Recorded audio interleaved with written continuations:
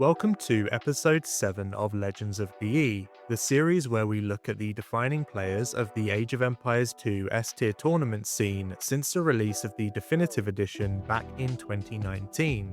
In today's episode, we will look at the number 1 Chinese player, Yo. Yo has been involved in the Age of Empires 2 S-tier tournament scene since 2013, and has been the best Chinese player for over a decade. Yo is known for his exceptional understanding of the game, knowing where his units are at any given time, and his superior late game play. Yo has won multiple S-tier tournaments in his career, and enjoyed his best run between 2020 and 2022, where he won 3 1v1 S-tier tournaments, including a Red Bull. This is reflected in his yearly series win rate percentage data since 2020, where Yo did not fall below a 65% series win rate percentage between 2020 to 2023, reaching a peak of 73%. In the last 2 years, however, Yo's win rate percentage has dropped in the 50 to 60% category, and while some of this can be explained by Hera's dominance in the scene since 2023, it might also indicate, as we have seen with Tato as well, that Yo's best days as a player might be behind him.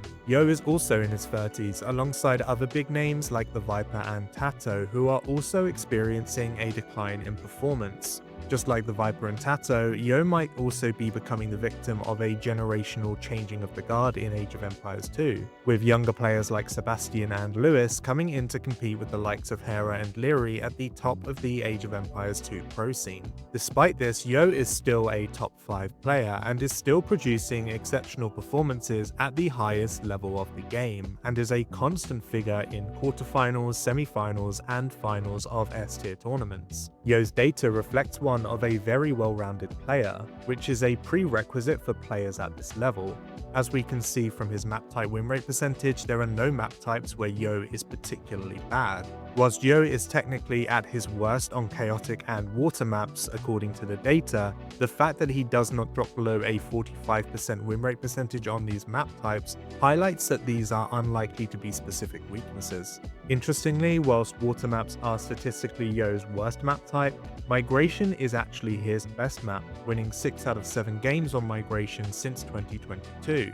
Yo has beaten the likes of Hera, the Viper, Tato, Sebastian, and ACCM on Migration, whilst his one loss on this map weirdly came to Daniel. It must be said though that in this loss, Yo opted for the Italians whilst Daniel played as the Dravidians, who, as we saw in my Civ Wins video, generally stomp the Italians on water maps. Yo's proficiency on hybrid maps is also evident in this data, with 11 out of 14 wins on 4 lakes and 10 out of 13 wins on shoals, 2 of the most common hybrid maps in S-tier tournaments. 7 of Yo's 11 wins on 4 lakes and 8 of his 10 wins on shoals have come against other members of the Legends of PE top 10.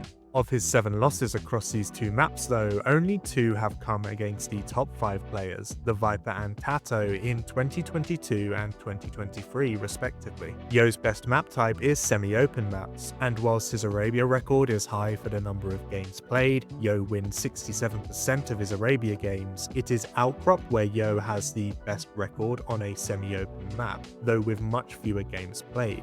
Of his 8 games on Outcrop, Yo has won 6 of them, and 5 of those 6 wins came against the top 10 players, with his 2 losses coming to Winchester and Tato, both of whom are 5 and 6 on the best players of the DE era. Interestingly again, despite semi-open maps being a strength for Yo, more generally, his worst map statistically is enclosed, where he has just 2 wins in 11 games on this map. Whilst the players Yo has come up against on this map are all very solid, if not some of the best in the world, there are players on here that you'd also expect Yo to beat, including Nikov, ACCM, who Yo has an exceptional record against usually, Velez, and Jordan. Only 3 of these defeats came to top 5 players, Hera and Tato in 2023 and the Viper in 2025. His 2 wins came against Tato in 2023 and ACCM in 2025. Interestingly, both of these games he played against the Chinese, who are one of the most dominant civilizations on semi-open maps in general.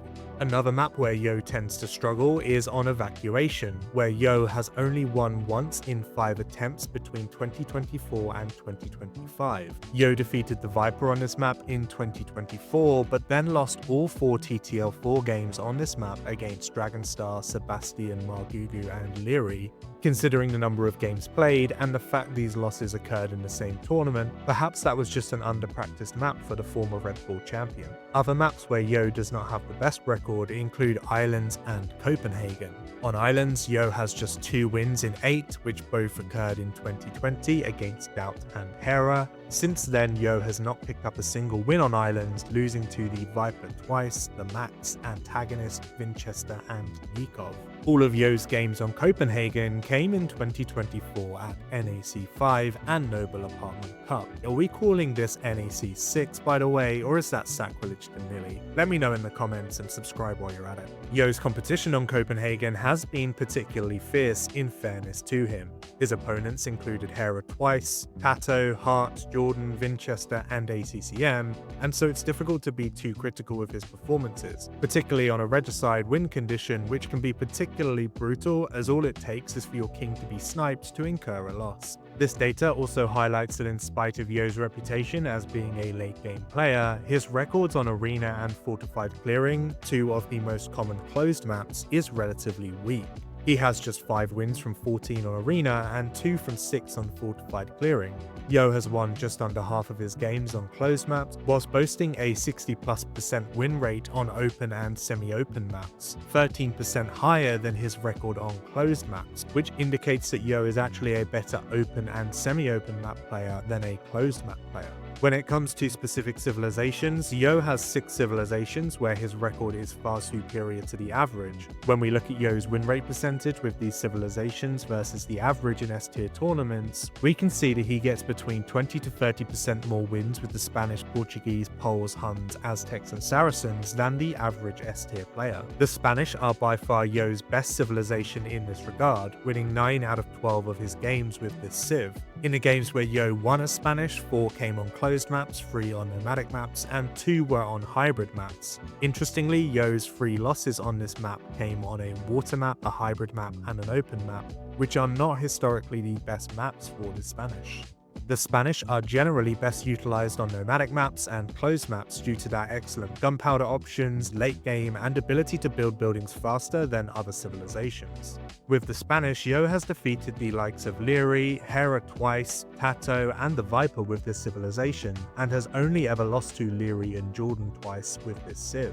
Yo's record with the Portuguese is slightly skewed by his victories in 2022 and 2023 versus Good Luck, Draken, and Backed, but he has also claimed names like Hera, Tato, Winchester, ACCM, and Jordan with this civ, whilst his only losses have come against Hera, the Viper, and ACCM. His record with the Poles again looks more to be based on the opponents he has faced, with only 2 of his 8 wins coming against the top 5 players, though his most recent victory was against Hera in 2025. Yo's record with the Huns does seem to be particularly good, with 5 of his 14 wins coming versus the top 5 players and 5 of his 6 losses coming against the top 10 players and Bastion in 2025. Out of 26 games as the Aztecs, Yo has only lost 6 times, highlighting that this is a very strong pick for the Chinese player. 5 out of 6 of those losses came against top 10 DE era players, with the additional loss coming against the Max in 2020, who was a top 10 player in that year. Over half of Yo's wins as the Aztecs also came against the top 10 DE era players. Yo's record with the Saracens also seems to be backed up by his strong wins, with 8 of his 10 wins coming against the top 10 players in the DE era and Sebastian in 2024, whilst his 4 losses are confined to Hera, Lyra, and ACCM. On the surface, Yo seems to struggle more against the average with the Bohemians, but digging deeper into this data, we begin to see the reasons why.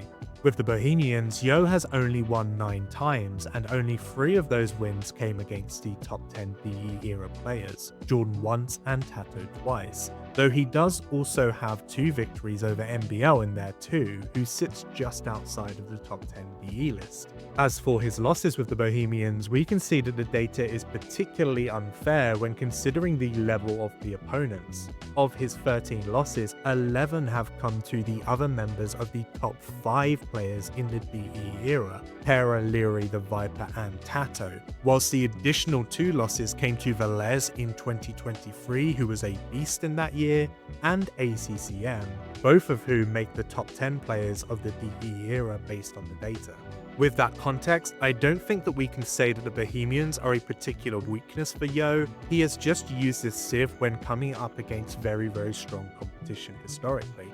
The data does seem to back up that Yo is not particularly strong with the Italians though. He has just 5 wins in 15 games, and whilst his wins are relatively impressive, picking up games versus Hera, Leary, Winchester, ACCM and Doubt, his losses range from the likes of Hera and the Viper to Daniel and Slam. Only 6 of his 10 losses came versus the top 10 players of the DE era. It's important to remember that we are comparing players to that overall level of ability here, so this record for a top 5 player is not what you'd expect with this sieve for a player of Yo's quality, which indicates that the Italians are potentially a weak point for Yo.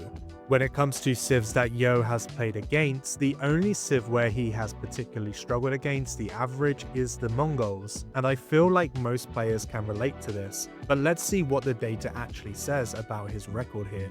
And just like with the Bohemians, we can see why Yo has been struggling. 13 of his 17 losses against the Mongols have come against the top 5 players, including 7 against Hera alone. Even Yo's wins against the Mongols have come against some top players, including taking games off each of the top 5 at least once. I think what this data suggests more than anything is that Yo needs to ban the Mongols in his civ drafts, especially when facing Hera, but it would be harsh to say that he struggles specifically against the Mongols when we look at the data.